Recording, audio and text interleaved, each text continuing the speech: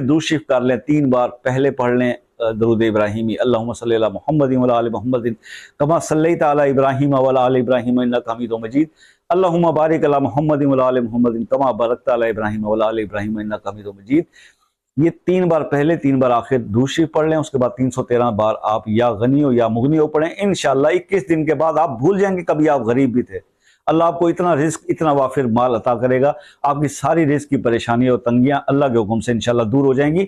लेकिन वो जो आप या मुगनी 313 बार पढ़ लें तो फिर अपनी किसी कोई देखिए आपको याद हो जो किसी के साथ आपने कोई भला किया हो तो उसको जरूर याद करके और अल्लाह से उसी के वसीले वास्ते से मांगें। इंशाअल्लाह अल्लाह बेपनाह अता करेगा। ये वाक़या सुनाने का असल मकसद यही था कि इस तरह से अपने अमाल को यूटिलाइज इस दुनिया में भी आप कर सकते हैं।